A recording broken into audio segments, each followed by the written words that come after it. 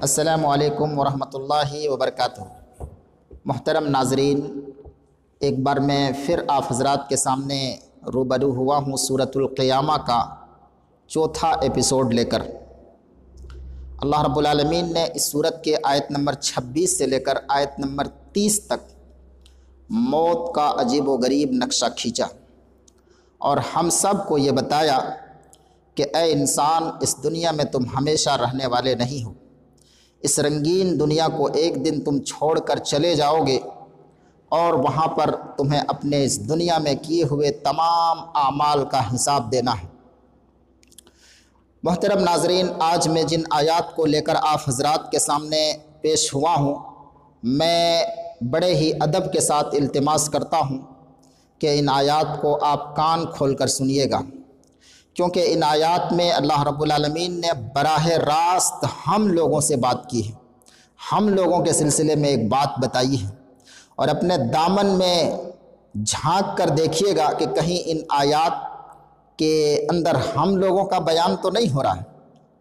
دیکھیے، آج کل انسانوں کی اکثریت، آپ ان کو کتنوں ہی جہنم کے حالات سنا دیجئے، عذاب قبر کے واقعات سنا دیجئے، صاف صاف قرآن و حدیث کے مدلل باتیں اور بیانات سنا دیجئے، وہ اتنا ہی دیر تک اس ویڈیو کو یا اس خطاب کو یا اس تقریر کو یا اس بیان کو اتنی ہی دیر تک سنیں گے جب تک ان کو انٹرسٹ لگتا رہے گا، جب تک ان کو مزہ آتا رہے گا تب تک وہ سنیں گے۔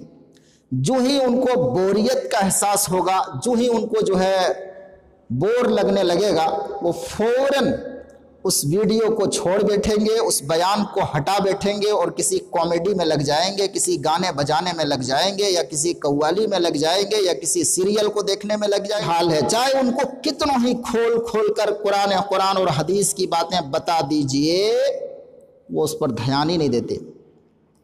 ان کو کچھ فرق ہی نہیں پڑتا کہ مرنے کے بعد ہمیں حساب و کتاب جو ہے اپنے رب کے سامنے کھڑے ہو کر اپنے تمام اعمال کا حساب دینا ہے، اپنے رب کے حضور کھڑا ہونا ہے۔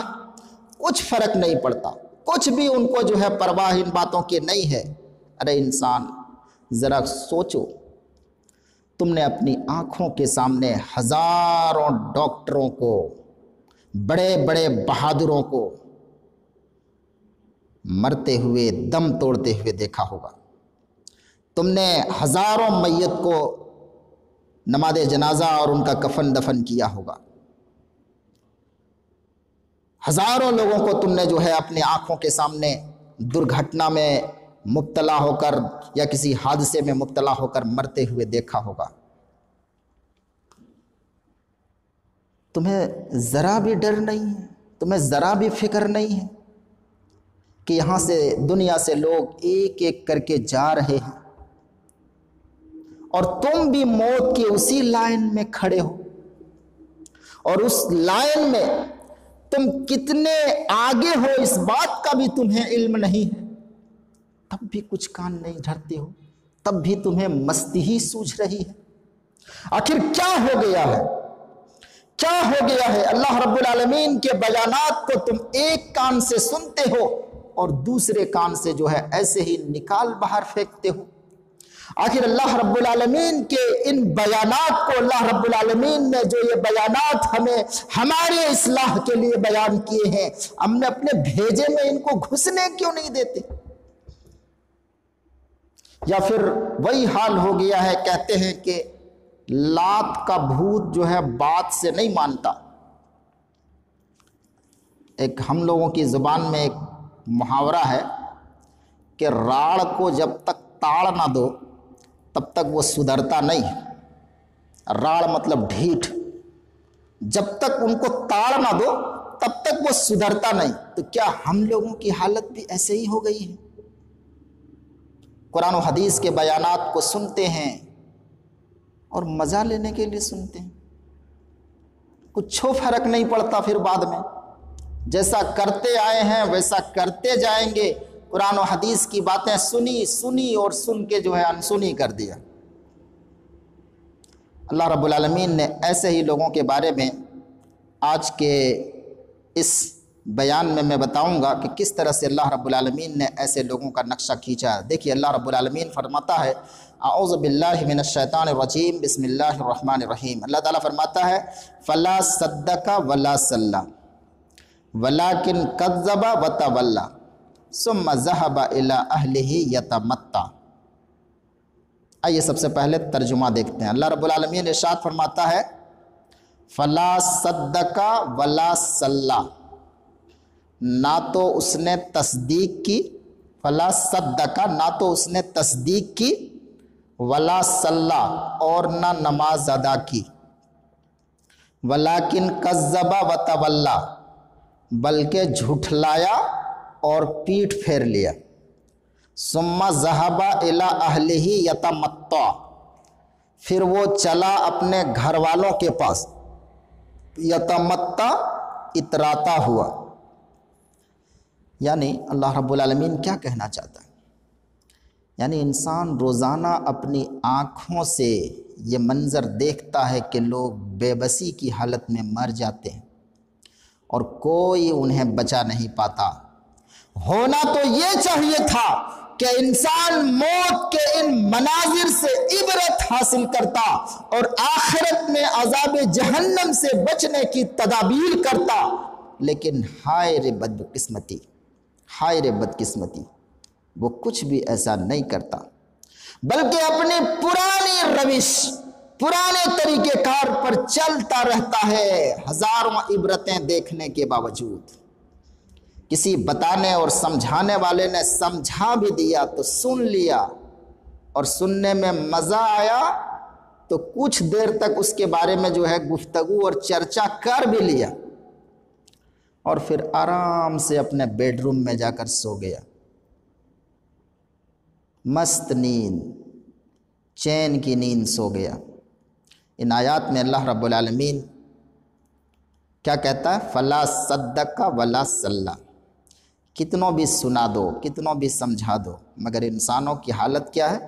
فلا صدق ولا صلی، نہ تو تصدیق کی اور نہ نماز ادا کی۔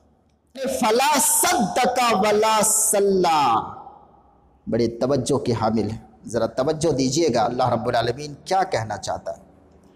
اس آیت سے صاف طور پر یہ پتہ چلتا ہے اللہ اس کے رسول کی تصدیق کر لینے کے بعد انسان پر سب سے پہلی جو ذمہ داری عائد ہوتی ہے وہ کیا ہے؟ نماز۔ اللہ رب العالمین نے کیا کہا؟ فلا صدق ولا صلی، صلی مانے نماز، نہ تو تصدیق کی اور نہ نماز ادا کی۔ اس کا مطلب کیا ہوا؟ الٹا مفہوم کیا ہوا؟ اگر کوئی تصدیق کرتا ہے یعنی ایمان لاتا ہے تو پہلی ذمہ داری جو ان پر عائد ہوتی ہے وہ نماز۔ اس کی وجہ یہ ہے کہ ایک آدمی جب مسلمان ہوتا ہے تو ابھی مسلمان ہوئے چند ہی لمحہ گزرتا ہے کہ نماز کی گھڑی آ جاتی ہے، اور جب نماز کی گھڑی آتی ہے اسی وقت یہ فیصلہ ہو جاتا ہے کہ آدمی نے اپنے دل سے جس چیز کے ماننے کا اقرار کیا ہے، اپنی زبان سے جس چیز کا اظہار کیا ہے، یعنی قرآن کو ہم مانتے ہیں، رسول کو مانتے ہیں، اللہ کے رسول کو مانتے ہیں، ان کے بیانات کو مانتے ہیں، جس نے اس بات کا اپنی زبان سے اقرار کیا، اس نماز کے وقت میں فیصلہ ہو جاتا ہے کہ کیا انہوں نے اپنے دل کی آواز اپنی زبان سے نکالی ہے یا فقط ایک ہوا ہے جو اپنی زبان سے انہوں نے نکال باہر پھینکا ہے۔ اب دیکھیے دینی جلسوں میں بڑے بڑے کانفرنس رات بھر جو ہے مقررین ایک پر ایک آ رہے ہیں، لوگ پوری دل جمعی کے ساتھ بیٹھ کر اپنے ایمان کو تازہ کر رہے ہیں، علماء کرام کے بیانات سن کر اپنے ایمان کو تازہ کر رہے ہیں، انٹرسٹنگ بیانات پورا انجوائے کر رہے ہیں۔ جیسے ہی فجر کا وقت آیا، اللہ ماحول کا جائزہ لے کر دیکھیے گا، 99% اپنے بیڈ روم کا رخ کرتے ہیں۔ فجر سے پہلے جلسہ ختم اور فجر کی نماز سب کی گول، تقریباً الا ماشاءاللہ چند ہی لوگ ہوں گے جو فجر کی نماز پڑھتے ہوں گے۔ ورنہ اکثریت رات بھر بیانات سنیں گے، خوب مزہ لیا کہ فلاں مولوی نے بڑا زبردست جو ہے خطاب کیا، فلاں مولوی کی تقریر بڑی زبردست، اور خوب انجوائے کیا۔ فجر کا وقت جو ہے نماز گول کر دیا، تو کیا تم نے تصدیق کیا بھائی؟ کیا تم نے اپنے ایمان کو تازگی بخشا جب نماز ہی کو تم نے گول کر دیا؟ اللہ رب العالمین کیا فرماتا ہے؟ فلا صدق ولا صلی، نہ تو اس نے تصدیق کی اور نہ نماز ادا کی۔ گویا نماز ہی اس بات کا فیصلہ کرتی ہے کہ انہوں نے تصدیق کی ہے یا نہیں کی۔ اس آیت کا ایک صاف مفہوم یہ بھی ہے کہ اتنا کچھ سننے کے باوجود فلا صدق ولا صلی، نہ تو اس نے اپنے عقیدے کی اصلاح کی، ولا صلی، اور نہ اپنے اعمال کی اصلاح کی، بلکہ کیا کیا؟ آگے دیکھیں اللہ رب العالمین فرماتا ہے وَلَٰكِنْ كَذَّبَ وَتَوَلَّىٰ، لیکن اس نے تکذیب کی، وَتَوَلَّىٰ، اور پیٹھ پھیر لیا۔ تکذیب کی اور پیٹھ پھیر لیا۔ اتنا کچھ سننے کے بعد، اللہ کے بیانات، اللہ کے پیغامات سننے کے بعد اس پر عمل کرنے کے بجائے کیا کیا؟ فلاٹ سو گیا، بستر پر چادر تان کر سو گیا، مست چین نیند، آرام کی نیند سو گیا۔ اکثریت کا یہی حال ہے۔ تو اللہ رب العالمین کیا فرماتا ہے؟ انہوں نے کیا کیا؟ اللہ رب العالمین کے تمام تر بیانات کو سننے کے بعد ایمان لانے کے بجائے انہوں نے یہ روش اختیار کی کہ کذب وتولی، اس نے جھٹلا دیا اور پیٹھ پھیر لیا۔ محترم ناظرین، یہاں کذبہ کا لفظ استعمال ہوا ہے، اور کذبہ میں جو تکذیب ہوتی ہے نا، صرف منہ سے تکذیب ضروری نہیں ہے۔ آدمی صرف منہ سے کسی بات کی تکذیب نہیں کرتا، جھٹلاتا صرف منہ سے نہیں ہے، آدمی اپنے اعمال سے بھی جھٹلاتا ہے۔ آج کے مسلمانوں کی اکثریت قرآن و حدیث کے کسی بھی حکم کو اپنی زبان سے نہیں جھٹلاتے، بظاہر تو وہ سب چیزوں پر ایمان رکھتے ہیں مگر کچھ کرنا نہیں چاہتے، سن لیں گے مگر کرنا نہیں چاہتے۔ یہ شریعت کی بات سن کر اس کا پالن نہ کرنا، یہ کس بات کی دلیل ہے بھائی؟ کس بات کی دلیل ہے؟ ظاہر ہے بندہ اپنے پھیل سے جو ہے اس کی تکذیب کر رہا، اس کو جھٹلا رہا، مان بھی رہا ہے اور جو کر نہیں رہا ہے، تو کیا مطلب ہوا؟ اپنے فعل سے اس چیز کو انہوں نے جھٹلا دیا۔ تو قرآن و حدیث کی بات سن کر، تمام تر بیانات کو سن لینے کے بعد ان کے دماغ میں بات آ گئی، مگر وہی ڈھاک کے تین پات، کرنا کچھ نہیں ہے۔ سن لیے رات بھر جلسہ میں بیٹھ کر، خوب بیانات سن لیے، اور ایک ایک جلسے پر جو ہے لاکھوں خرچ کر دیں گے، مگر کرنا کچھ نہیں چاہیں گے۔ کیا کریں گے؟ تمام بیانات سن کر دیکھیے آگے اللہ تعالیٰ فرماتا ہے ثم ذهب الى اهله يتمتع، پھر وہ چلا، ذهب گیا، کہاں گیا؟ الى اهله، اپنے گھر والوں کی طرف، یتمتع، اتراتا ہوا۔ چھڑو یار، کیا دن بھر جو ہے قرآن حدیث، نماز پڑھو، روزہ رکھو، ارے دنیا میں کچھ مستی کریں گے کہ نہیں؟ چھوڑو یار، ابھی جوانی ہے، بہت دن زندگی ہے، دیکھتے ہیں، ابھی مزہ مار لینے دو۔ یتمتع، اتراتا ہوا چلا۔ تمتع یتمتع باب تفعول سے آتا ہے، جس کا معنی ہوتا ہے اتراتا ہوا چلنا، گھمنڈ سے چلنا، ناز و نخرے کے ساتھ چلنا، انگڑائی لیتا ہوا چلنا۔ چلا اپنے بستر کی طرف، اپنے گھر والوں کی طرف، یعنی ٹینشن لیے بغیر کہ قرآن حدیث اللہ اس کے رسول، چھوڑو یار ان سب چیزوں کو، گیا اپنے رب کے پاس، گیا اپنے گھر والوں کے پاس۔ یتمتع، اتراتا ہوا، وہاں پر اتراتا ہوا، اللہ کے بیانات کو سن کر، قرآن و حدیث کے بیانات کو جھٹک کر، اہنکار کو انہوں نے اپنا سیوا بنایا۔ اہنکار ہندی کا لفظ ہے اہنکار، جس کا معنی تکبر۔ اب جبکہ اللہ کے ان واضح بیانات کو سننے کے بعد انہوں نے اہنکار ہی کو اپنا راستہ چن لیا ہے، تکبر ہی کا سیوا انہوں نے اپنا لیا ہے، تو آئیے دیکھتے ہیں اللہ رب العالمین ان کے بارے میں کیا کہتا۔ اللہ رب العالمین ان کے بارے میں فرماتا اولا لک فاولا ثم اولا لک فاولا۔ اللہ رب العالمین فرماتا ہے اولا لک فاولا ثم اولا لک فاولا، یعنی چل لو بیٹا، چل لو، یہی چال چلو، ارے چلو، جتنا چلنا ہے چل لو۔ اس آیت کریمہ کی یعنی اولا لک فاولا ثم اولا لک فاولا، مفسرین نے متعدد معنی اس کے بیان کیے ہیں۔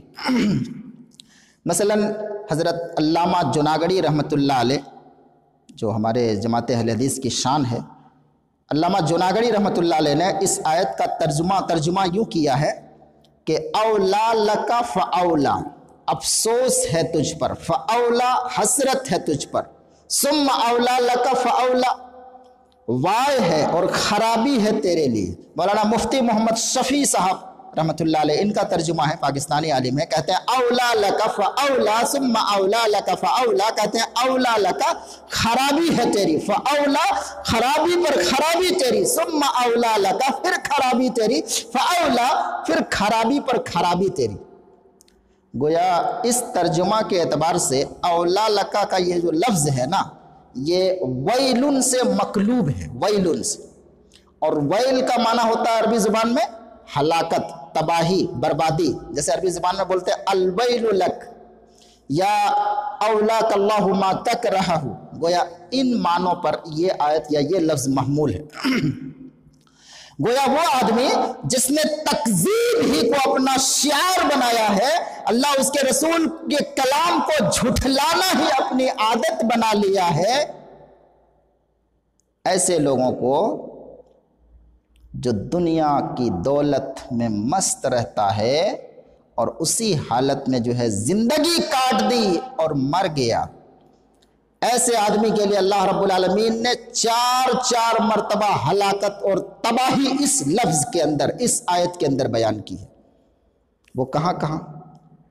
ایک تو مرنے کے وقت تباہی، نمبر 2 مر جانے کے بعد قبر میں تباہی، اور نمبر 3 میدان حشر میں تباہی اور بربادی، اور نمبر 4 جہنم میں داخلے کی بربادی۔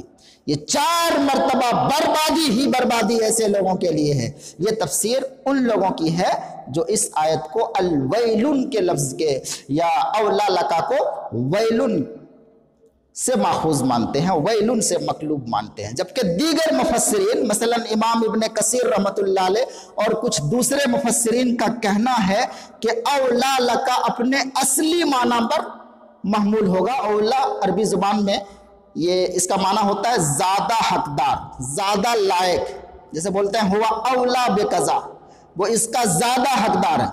اور اس لفظ کی جو ہے، اس لفظ کا تثنیہ آتا ہے اولیان اور جمع اولونا اور اوالی۔ اس اعتبار سے یعنی امام ابن کثیر رحمۃ اللہ علیہ جو اس لفظ کو اپنے حقیقی معنی پر محمول کرتے ہیں، اس اعتبار سے اس آیت کا ترجمہ ہوگا اولا لک فاولا، یعنی اے انسان جو یہ اللہ اس کے رسول کے بیانات کو سن لینے کے بعد بھی تکذیب اور اہنکار کو اپنا شیوا بنایا ہے، تکبر کو اپنا شیوا بنایا ہے، یہ چال جو تم چل رہے ہو تیرے ہی لیے سزاوار ہے۔ فاولا یہ چال تجھی کو زیب دیتی ہے، ثم اولا لکا، ہاں یہ چال تیرے ہی لیے سزاوار ہے، فاولا اور تجھی کو زیب دیتی ہے۔ یہ ایک تنزیہ کلام ہے کہ اے انسان جب تو اپنے خالق سے، اپنے معبود حقیقی سے کفر کرنے کی جرأت کر چکا ہے تو پھر تو جیسے آدمی کو یہی چال زیب دیتی ہے جو تو چل رہا ہے۔ لہٰذا اپنا کام کرتے رہو، قرآن و حدیث کو ماننے اور اس پر عمل کرنے کی تجھ کو ضرورت نہیں ہے۔ جا، جو راستہ تم اپنائے ہو اپنے لیے اسی راستے کو تم اپناؤ، اسی راستے پر چلو، اسی راستے۔ یہ تنزیہ کلام ہے۔ مفسرین نے فلا صدقہ ولا صلی اس آیت کا ایک اور بیک گراؤنڈ بیان کیا ہے۔ مثلا علامہ واحدی رحمۃ اللہ علیہ بیان کرتے ہیں کہ ایک مرتبہ اللہ کے رسول صلی اللہ علیہ وسلم نے جو ہے ابو جہل کا ہاتھ پکڑ کر اس وقت اللہ کے رسول صلی اللہ علیہ وسلم نے یہ لفظ قرآن کے اس آیت کو کہا اولا لک فاولا، تو ابو جہل بفر گیا۔ اس نے کہا اے محمد تو کس بات کے شہ میں آ کر جو ہے مجھ کو دھمکی دے رہا ہے؟ کہتا ہے قسم اللہ کی اس علاقے میں سب سے پاورفل انسان میں ہوں۔ کون کہہ رہا ہے؟ ابو جہل، کہ اس علاقے میں سب سے پاورفل انسان میں ہوں، نہ تو میرا کچھ بگاڑ سکتا ہے نہ تیرا رب۔ کہتے ہیں اس وقت یہ آیت نازل ہوئی ہے۔ یہ آپ جو ہے تفسیر کی کتابیں علامہ واحدی کی فتح القدیر بھی آپ دیکھ سکتے ہیں، جلد نمبر 5 صفحہ نمبر 405۔ ارشاد فرماتا ہے اَيَحْسَبُ الْإِنسَانُ أَن يُتْرَكَ سُدًى أَلَمْ يَكُن نُطْفَةً مِّن مَّنِيٍّ يُمْنَىٰ ثُمَّ كَانَ عَلَقَةً فَخَلَقَ فَسَوَّىٰ۔ یہاں سے اللہ رب العالمین جو ہے موت کے بعد دوبارہ زندگی ملنے کے واجب ہونے کو بیان کر رہا ہے۔ دیکھیے پہلے ترجمہ ملاحظہ کرتے، اللہ رب العالمین فرماتا اَيَحْسَبُ الْإِنسَانُ أَن يُتْرَكَ سُدًى، کیا انسان یہ سمجھتا ہے کہ اسے چھوڑ دیا جائے گا؟ سدا چھٹا، اسے چھٹا چھوڑ دیا جائے گا۔ سدا یہ عربی زبان میں ان جانوروں کے لیے بولا جاتا ہے جو بلا چرواہے کے یوں ہی گھوم پھر رہا ہو، جدھر چاہے چرے جدھر چاہے کھائے۔ جیسے بولتے ہیں ابل سدا، یعنی وہ اونٹ جو بلا چرواہے کے آزاد گھوم رہا ہو۔ سدا کا لفظ عربی زبان میں ایسے بھی استعمال ہوتا ہے بیکار کے معنی میں، محمل کے معنی میں، یعنی جس سے کچھ پوچھ گچھ نہ ہونے والی ہو، ایسی جگہوں میں سدا کا لفظ استعمال ہوتا ہے۔ جیسے عربی زبان میں کلام کے لیے بھی استعمال کرتے ہیں، جیسے ذہب کلامہ سدن، اس کی بات جو ہے لغو چلی گئی، بیکار چلی گئی۔ تو اللہ رب العالمین کہنا یہ چاہتا ہے، کیا انسان یہ سمجھ رکھا ہے انسانوں نے کہ ان کو چھٹا چھوڑ دیا جائے گا، ان سے کچھ بھی جو ہے سوال و جواب نہیں ہو سکتا؟ کیا انسان نے اپنے آپ کو یہ سمجھ رکھا ہے؟ اللہ رب العالمین پوچھتا ہے کہ کیا اس دھرتی پر آنے کے بعد انسان نے یہ سمجھ رکھا ہے کہ بالکل وہ چھٹا ہے، کوئی فرض اس پر عائد نہیں ہے، کوئی بھی چیز ان کے لیے منع نہیں ہے، کوئی بھی ایسا وقت ان کے لیے آنے والا نہیں ہے جن میں ان کی اعمال کا جائزہ لیا جائے؟ قرآن میں ایک دوسری جگہ اللہ رب العالمین نے اسی مفہوم کو بیان کیا ہے، افحسبتم انما خلقناکم عبثا وانکم الینا لا ترجعون۔ یہ سورۃ المؤمنون آیت نمبر 115 کی آیت ہے۔ اللہ رب العالمین ایک دوسری جگہ فرماتا ہے کہ کیا انسانوں نے یہ سمجھ رکھا ہے کہ ہم نے ان کو فضول ہی میں پیدا کیا ہے اور ان کو ہماری طرف پلٹ کر نہیں آنا ہے؟ کیا انسان نے یہ سمجھ رکھا ہے؟ یہاں اللہ رب العالمین جو ہے استفہام تقریری کے انداز میں ان آیتوں کے اندر سوال ہی میں جواب دے دیا، یعنی کہنا یہ چاہتا ہے کہ اے انسان، کیا تم نے واقعی اپنے آپ کو جانور سمجھ رکھا ہے؟ کیا تمہیں اپنے اور جانوروں میں کچھ فرق نہیں نظر آتا؟ کچھ بھی فرق نظر نہیں آتا؟ ارے انسان ذرا غور کرو، تم با اختیار ہو، جانور بے اختیار ہیں۔ تم اچھے یا برے سمجھ سکتے ہو، جانور سرے سے یہ سمجھ ہی نہیں سکتے، مگر پھر بھی تم نے یہ کیسے سوچ لیا کہ جس طرح جانور غیر ذمہ دار ہے تم بھی ویسے ہی غیر ذمہ دار ہو؟ ارے جانور کو دوبارہ زندہ کرے، حساب و کتاب نہ لیے جانے کی بات تو سمجھ میں آتی ہے کہ انہوں نے وہی کچھ کیا ہے دنیا میں آ کر جانوروں نے جس کے لیے ان کو پیدا کیا گیا تھا۔ نہ تو اس نے کوئی اپنی عقل کا گھوڑا دبا کر کوئی مذہب بنایا، نہ کسی کو معبود بنایا، نہ خود کسی کا معبود بنا، اور نہ ہی اس نے کوئی ایسا کام کیا جس کے اثرات جو ہے نسل در نسل منتقل ہوا ہو۔ مگر اے انسان، تم تو ایسے بالکل نہیں ہو، تم نے تو ہزاروں کام ایسے کیے ہیں جن کو تمہاری عقلیں خود کہتی ہیں کہ یہ غلط کام ہے۔